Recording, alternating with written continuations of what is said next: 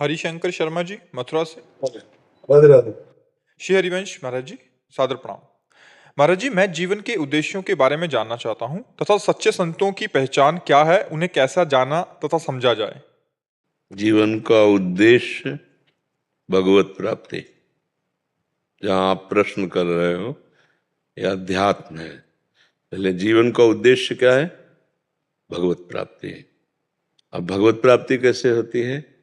भगवन नाम जप, भगवत लीला कथा श्रवण और जितने कर्तव्य कर्म सांसारिक हैं उन सबको भागवतिक बनाकर भगवान के चरणों में समर्पित कर दो। तदर्पिता अखिलाचारिता तद्विस्मरणेन परम व्याकुलते थे। भगवान को समस्त आचरण कर्म समर्पित कर दे और भगवत स्मरण में इतनी तन्मयता रखे कि थोड़ी देर के लिए भी विस्मरण हो जाने पर वो व्याकुल हो उठे तो उसे भगवत प्राप्ति हो जाती है। जीवन का लक्ष्य भगवत दुर्लभो मानुषो देहो देही नाम क्षण भंगुरा तत्रापि दुर्लभम मन्येत वैकुंठ प्रिय दर्शनम। भगवान के प्यारे जन भक्त जनों का संग भगवान की प्राप्ति का उद्देश्य हृदय में प्रकाशित करता है। इसलिए मनुष्य शरीर बड़ा दुर्लभ है, पर ये क्षण भंगुर है, उसमें भी दुर्लभ है भगवत प्रेमी महात्माओं का संग। यदि महात्माओं का संग मिल गया तो भगवत प्राप्ति का उद्देश्य हमारा दृढ़ हो जाता है। बड़े भाग पाइप सत्संगा तो बिना ही प्रयास होई भव भंगा। इस संसार से मुक्त होना ही मानव जीवन का परम लक्ष्य है। समझ पा रहे हैं? अब रही सिद्ध संतों की बात। महासंगस्तु सुदुर्लभो, देवर्षि नारद जी ने कहा महापुरुषों का संग बड़ा दुर्लभ है। उमा संत समागम शमन लाभ कछुआन, लेकिन अगम्यों निर्वाह कर पाना बड़ा कठिन है, उनको पहचानना बड़ा कठिन है। अब कोई विद्यार्थी टीचर की योग्यता कैसे जान सकता है? विद्यार्थी कि इन मास्टरों में कौन सा प्रवीण मास्टर है उसकी योग्यता है क्या कि जान पावे? कोई प्रिंसिपल टीचर की योग्यता जान सकता है, क्योंकि वो ज्यादा पढ़े लिखे पदवी में है, वो जान सकता है। ऐसे ही भगवान या भगवत प्राप्त महात्मा वो जनाना चाहे तो जान सकते हो, नहीं तो बाहरी कोई लक्षण नहीं, बाहरी लक्षणों से जान ही नहीं सकते। स्वई जानई जेहि देहु जनाई जानत तुम्हें होए जाई। बाहरी लक्षण तो 2 घंटे के लिए 4 घंटे के लिए तो स्वांग किया जा सकता है, लेकिन साधुता कुछ लक्षण शास्त्रों में बाहरी बताए गए हैं।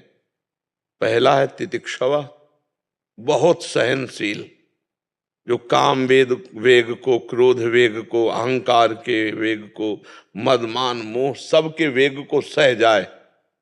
मात्रा स्पर्शास्तु कौन्तेय शीतोष्ण सुख दुखदा आगमा पायनो अनित्यास्तास्तितिक्षस्व भारत। तितिक्षवा कारुणिका, महान करुणा हृदय में भरी हुई, उसको कैसे जानोगे? बाहरी लक्षणों से थोड़ी जानोगे। पहली पहचानते हैं जिनके दर्शन मात्र से हमारे हृदय का परिवर्तन होने लगे।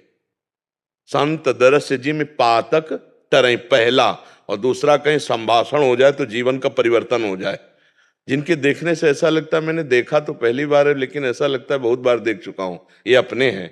और जिनके समीप बैठने से दर्पण की तरह अपने दोस्त दिखाई देने लगे और मन में संकल्प बनने लगा आज से पाप नहीं करूंगा, आज से बिना उपदेश के अंदर आने लगेगा आज से गलती नहीं करूंगा।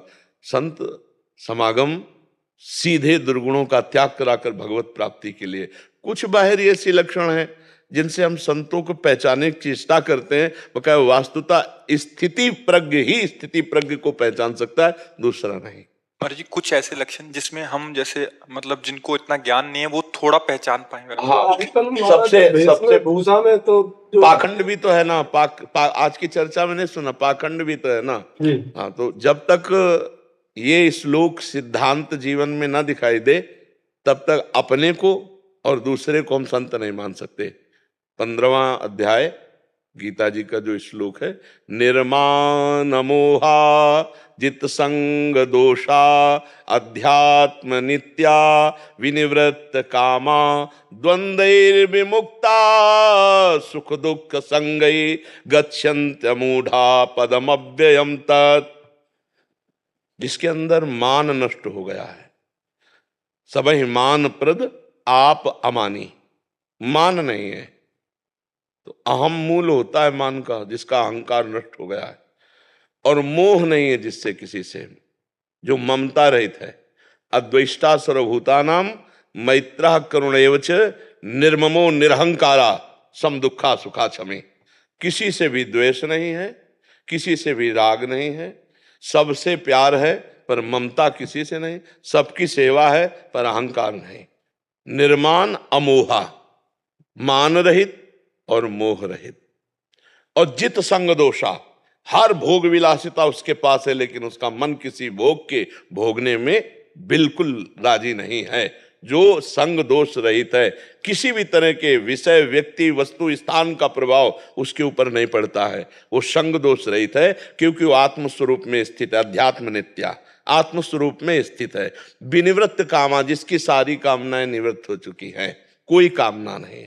द्वंद्व विमुक्ता, जो मान अपमान, सुख दुख, लाभ हानि, जय पराजय, इन द्वंद्वों से जो विजय प्राप्त कर चुका है, सुख दुख में जिसका समान भाव है, वो परम पद को प्राप्त, भगवत प्राप्त महात्मा है।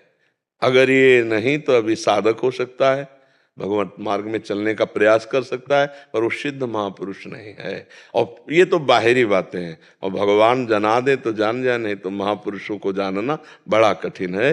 संतों की कुछ ऐसी बाहरी चेष्टाएं भी होती हैं जिनसे आप जान ही नहीं सकते संत हैं। इसीलिए पाखंड का वो जोर, बहुत जोर से प्रवेश हो गया, क्योंकि छुप जाता है ना। जिसे मठा में कितना पानी मिला लो, नहीं दूध में कितना पानी मिला लो, अब वो अंदर क्या चिंतन चला तुम्हें क्या पता चले। संत वेश का नाटक भी तो किया जा सकता है, थोड़ी देर रोया जा सकता है, थोड़ी देर ऐसे किया जा सकता है, लेकिन ये संत का केवल इतना ही लक्षण नहीं है।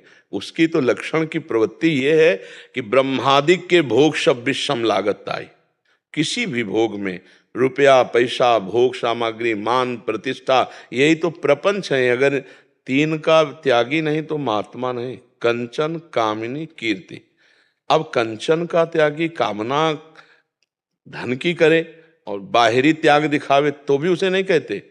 अंदर से राग नहीं किसी वस्तु में। चक्रवर्ती सम्राट महाराज अम्बरीश और त्यागी महात्मा दुर्वासा जी, लेकिन अम्बरीश जी के त्याग के आगे दुर्वासा जी का त्याग बहुत लघु है। और दूब का घस करके उसका रस पीते हैं, दुर्वा रस, और वलकल की लंगूटी लगाते हैं। और एक है चक्रवर्ती सम्राट है, नवीन रानियां है, पूरा राजमहल वैभव सब है। त्यागी कौन है इन दो में? अम्बरीश जी। क्योंकि अम्बरीश जी सर्वस्व भगवान को अर्पित किए निरंतर भजन में, और वो तप को ग्रहण किए हुए हैं। मैं तपस्वी, तभी तो प्रयोग किया कृत्या का। अम्बरीश जी हाथ जोड़े खड़े हैं। भगवान का सुदर्शन चक्र दुर्वासा जी के पीछे दो। महात्मा को समझने में अगर हम वहां दृष्टि लगाएं तो दुर्वासा जी महात्मा है, अम्बरीश एक गृहस्थ राजा है, लेकिन गलत हो गया। दुर्वासा जी महात्मा है, ये हमारा बाहरी दर्शन है। और अम्बरीश जी कितने बड़े महात्मा है, स्वयं दुर्वासा जी बोले बाद में, बोले आज मैंने देख लिया भगवान के भक्तों की महिमा। चरणों में गिरे दुर्वासा जी, कहा मैंने देख लिया भगवान के भक्त।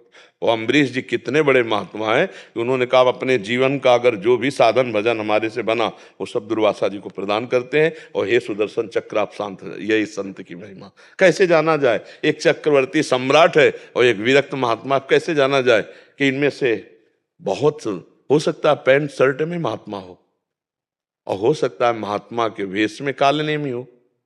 ऐसा भी हो सकता है, नहीं हो सकता। देखो विभीषण जी की कोई वेश भागवतिक तो नहीं, लेकिन भगवान कह रहे तुम सारीखे संत प्रिय मोरे, धरऊं देह नहीं आन निहोरे।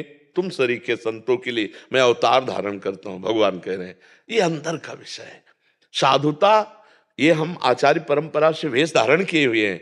अगर हमारे अंदर साधुता और भजन नहीं तो इसी को पाखंड कहते हैं। और अगर आप पैंट शर्ट पहने हुए हो और आप सच्चे हो, भगवान का भजन करते हो, अच्छे आचरण करते हो, तो आप भी संत हो। संत एक स्थिति का नाम है, जो भगवदाकार वृत्ति, जो समत्व से युक्त, जो स्वार्थ से रहित है। आप समझ पा रहे? बड़ा कठिन प्रश्न है किसी संत को पहचानना। तो हमें लगता है कि ये बात भगवान जानते हैं कि कौन संत है कौन पाखंडी। तो हमें भगवान से प्रार्थना करनी चाहिए कि आप हमें संत से मिला दो। तो जब संत से मिला, बिनु हरि कृपा मिले नहीं संता, तो जब हरि मिलाएंगे तो सही जगह मिला देंगे, क्योंकि वो जानते हैं कौन संत है कौन नहीं संत है। अपने को तो जितना मात्रा में भगवान समझाते हैं उतना ही समझ में आता है, लेकिन भगवान की सब समझ में है। जितनी समझ सब भगवान की समझ में ना, तो हमें भगवान से प्रार्थना करना चाहिए कि हे दीन दयालु मुझे संत समागम दीजिए। जब द्रवहि दीन दयालु राघो तो साधु संगति पाइए। हाँ, बस सीधी पहचान संत की यही है, जो अनंत भगवान में रमण करता है हर समय, वही संत है। प्रपंचातीत है वही संत है। जो भगवान के सिवा अन्य किसी का दर्शन नहीं करता वही संत है।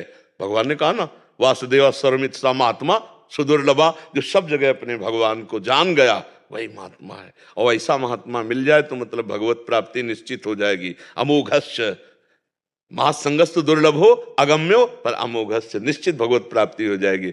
और फिर दूसरी बात, अब बिल्कुल गिर के बात कर रहे हैं, जब हम मिठाई लेने जाते हैं तो हम मिठाई वाले की क्वालिटी नहीं देखते, हम मिठाई की क्वालिटी देखते हैं। मिठाई लिया, ये नहीं देखते इसने खाया कि नहीं खाया, ये नहीं देखते कौन है कौन नहीं है, मिठाई लिया और अपना खाया।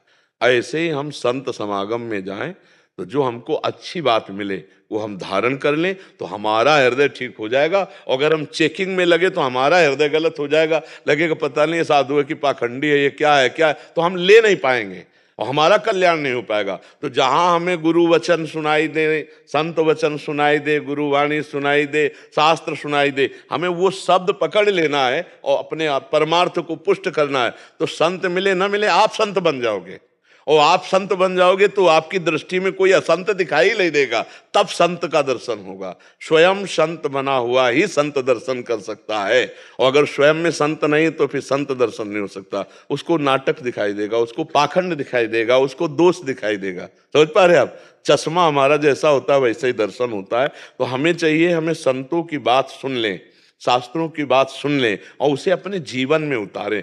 वो उतारा है कि नहीं वो तो वो जाने, हमें अपना सुधार करना है तो हमें संतों की बात माननी है। क्यों भाई?